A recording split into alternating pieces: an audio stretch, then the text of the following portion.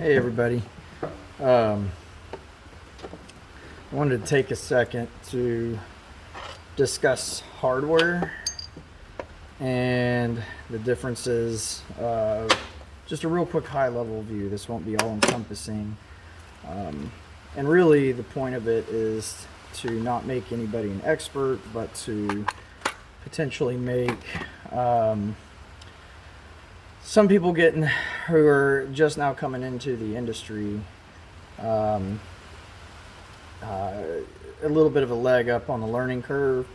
So, you know, I've been working in the maintenance industry for probably 20 years now, and I'm just gonna probably do a quick once over about some things that I see a lot of people who are really new to the industry make some common mistakes, and the old timers will probably beat you over the head about it.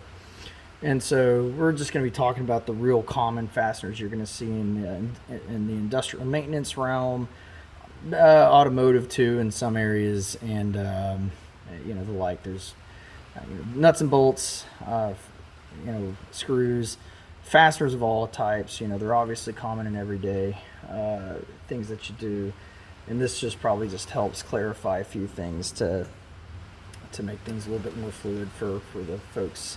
The first year, the rooks, the people going into trades and training, apprenticeships, or just somehow landed themselves into the field. And maybe even some supervisors who never really turned wrenches might help them speak a little bit more fluidly on the subject, which we all know that does happen. So now we'll start with SAE, where your standard bolts, ones that come in fractional inch sizes all the way up. Now in the industry I work in, you definitely have them all the way up from small machine screw sizes like 440s all the way up to 1 inch and beyond. So there's a lot to that. Now we'll start with sizes. Right now, length is length. There's the shoulder length, the threaded length. Those are things that you'll see commonly. There's the type of head.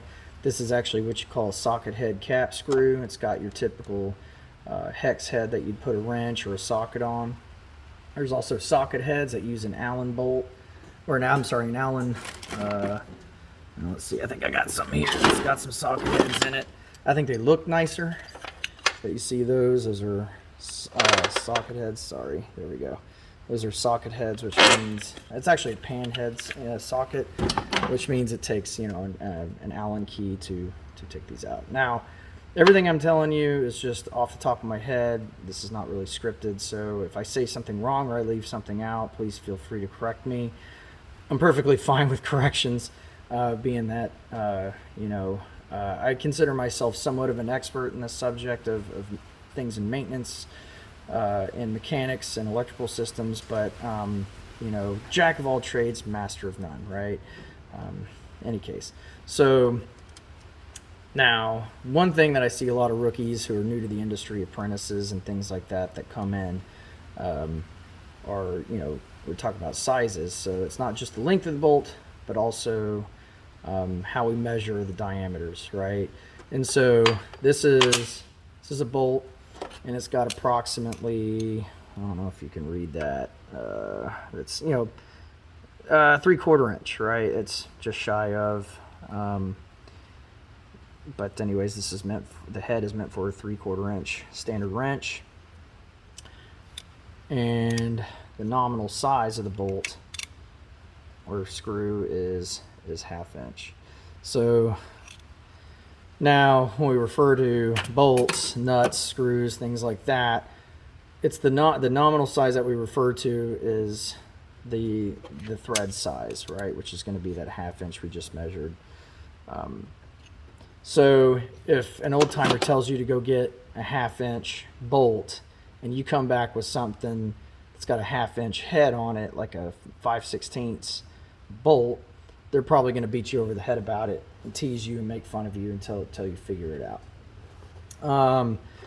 So those are the few measurements that you're going to, like if you're ever ordering bolts, you're going to look at the shoulder length, thread size, and then the type of head. The other type of thing that you're going to want to know is the grades and how to identify that. So if you're working on machinery, there's in industry, there's especially standard hardware, the two things that you're going to notice is not only the color of these bolts are different. You can get them all colors, right? Color doesn't necessarily designate anything. It can, but it doesn't always. This is a grade 8 fastener. It's got 6 tick marks on the head there. And then this one's a grade 5. It's got 3 tick marks on it. The difference between these are the alloy. The alloy of the grade 8 is harder and will take more tensile strength than the grade 5. Now the grade 5, just because it's softer, does not always mean it's worse or subpar or less superior than this guy. It really depends on the application that you're utilizing these in. Now, if I'm looking for clamping force and shear strength, the grade 8 will always outperform this. But if I'm looking for things that take a lot of impact, things that I don't want to shatter as easy or break as easy sometimes, and maybe I'm okay with deformation, then the grade 5 might be a better choice. This one's harder and more brittle than this one.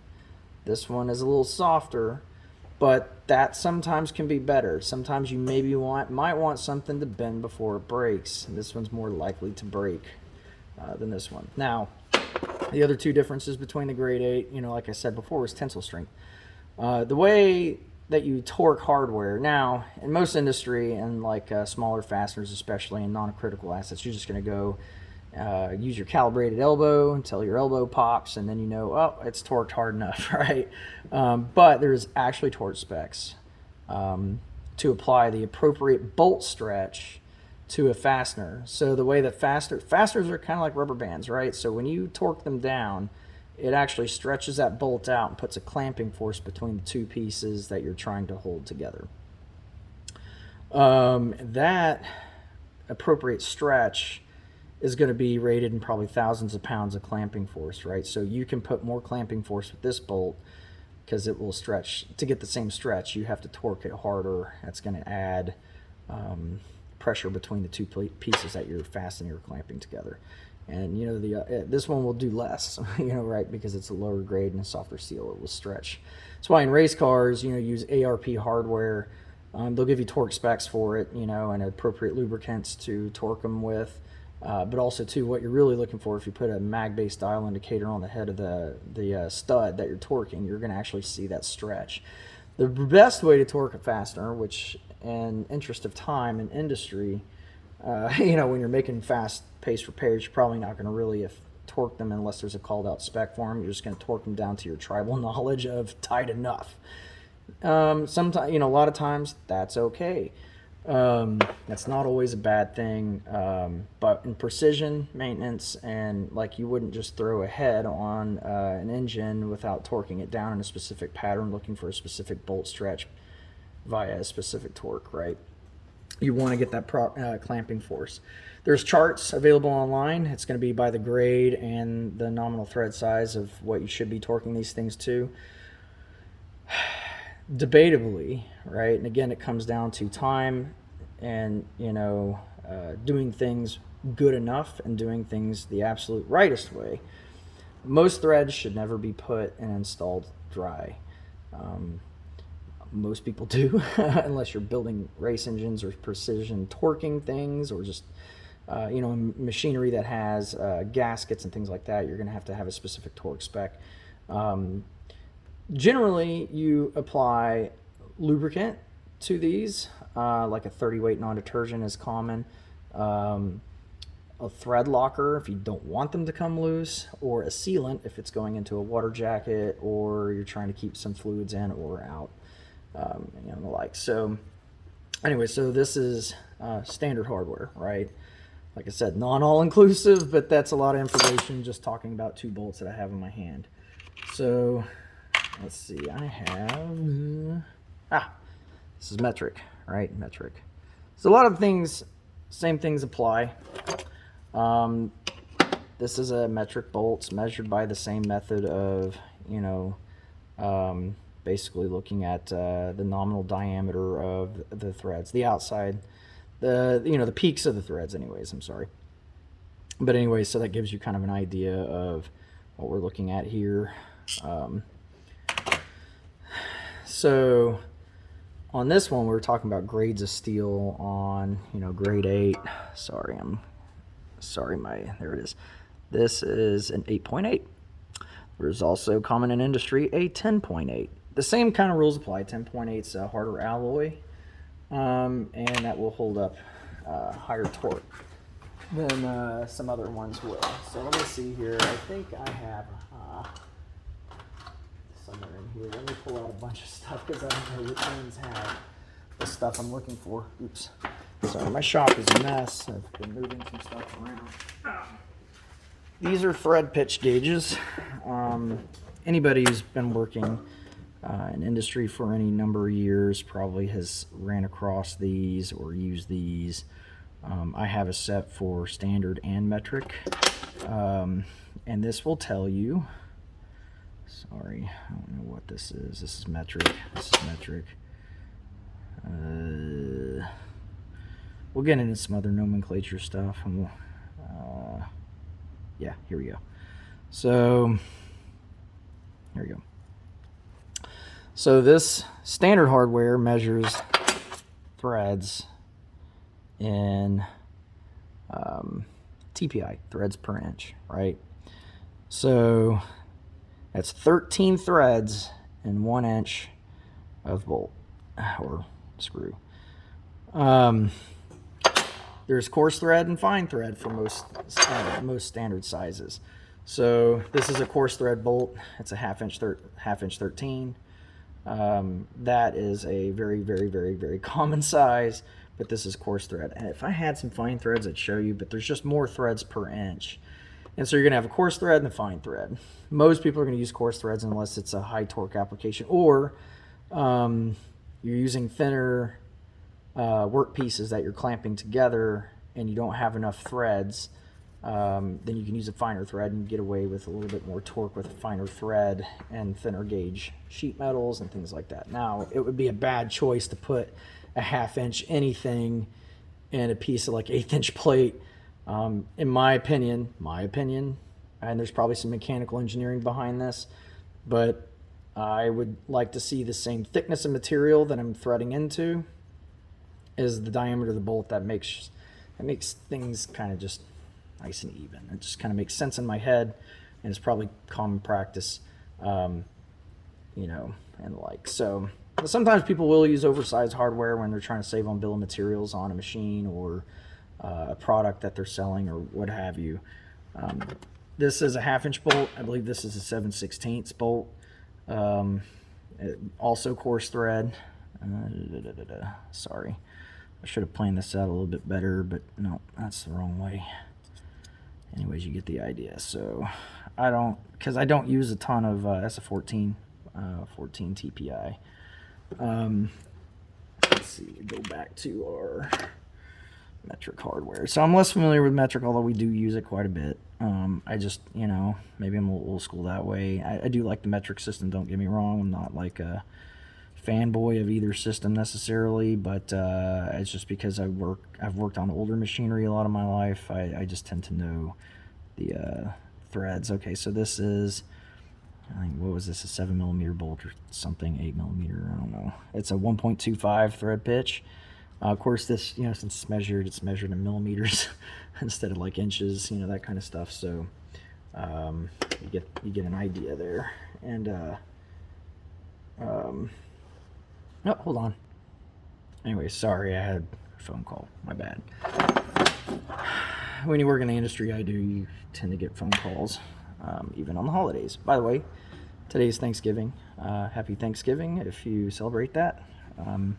If not, just happy Thursday. I don't know. Happy holidays. There you go. How about that? Any case, I'll wrap this up with one more bit of nomenclature. So a lot of people in industry will commonly call this a bolt. Technically speaking, this is a screw, not really a bolt. A bolt is a combination of things. A bolt uses a nut, probably some washers and stuff, and a screw. A bolt is a technical application, I believe, again, I could be wrong, or I pass a bolt through two work pieces and I run a nut on the back side. I'm bolting those together.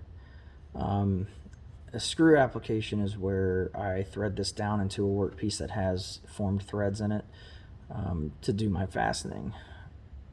Semantics, and we're being pedants here, but the only reason, and if you call it a bolt, everybody will know what the hell you're talking about. It's just one of those things that, like, if you're new to industry, knowing these little differences, and educate, showing your education. You don't have to basically use that as a flex at work or anything, but proper thing about being intelligent and being good in your field is being able to communicate things properly, and that is just one of those little minute details that could probably help put you into a well, people will know that you kind of just know some about what you're talking about if you're using the proper words for things. You just sound more intelligent. Now, most of the time, if you're working in a department or a shop or something, just say, go get me a bolt, and I'll be like, okay, I know what you're talking about. Just the things to really know is when you say, go get me a 1/2-inch bolt, you better show up with a 1/2-inch bolt and not a 5/16. It's not about the head size, it's about the thread size. If you take anything away from this, that will save you some guff, whether you're working in automotive facilities or production maintenance or heavy machinery or industry of any kind that's using a lot of fasteners, then this is kind of where this is the one thing that I would think that you really need to take away. It's just going to save you a lot of back and forth walking trips, or taking your maintenance vehicle to have to go pick up parts because you got the wrong stuff, and then people making fun of you. Because that's another thing I will tell you in industry, of any kind of trades in general, have thick skin. Somebody, you're going to make mistakes, and people are going to call you out on it, and it's probably going to be in a smart-ass form of humor. Just take it on the chin, fall on the sword a little bit, don't get argumentative, and just move on with your life and learn. It's the way that we were all raised into the industry. This is not a place to have thin skin. I appreciate the departments and the shops that I've worked in, and it is friendly banter. Always keep that in mind. They may be beating on you about stuff, but it's generally almost always friendly. And the time where it's not friendly is when you don't handle things that well. So, but in any case, I just wanted to make a few minutes of just understanding about hardware in general. Please feel free to correct me if I said something wrong or left something out. One thing. Just a quick blurb. These all manufactured bolts like this, those are all rolled threads. They are formed by rolling them in between two dies that have thread forms on them. It's fast. It actually makes a better, stronger thread. Most, or all, if not all bolts that you're going to get from let's see here. Most bolts, nuts, things like that you're going to get from, Fastenal, Granger, or whatever, are going to have rolled threads, as far as my knowledge. This is a die. I don't know what size this is. 5/16 National Coarse Thread. So this goes obviously in a handle, and this cuts threads. This is a good thing to use when you're machining or fabricating and you need to make studs or make bolts or cut threads into something, but these threads will never quite be as strong as the threads that you have here. I have a lathe, or a couple of lathes, actually 3 lathes in the corner of my shop over here, and I have done some single point threading, and they come out beautiful every time. But even in that, with the proper high-speed steel honed cutter or tool, single point tool, it's never going to be as strong as, say, like rolled threads. Again, that's just kind of my opinion on the matter. I think because there is fact in that. Don't get me wrong, but like, you know, I could be wrong. Who knows? You know, what do I know? I'm just, you know, a guy talking on YouTube. So anyway, y'all, happy holidays, and please comment. I plan to add more of these videos just about various subjects in the industry. This is to help the people that work within my department and anybody else in industry that may just happen to stumble across this. So have a good day.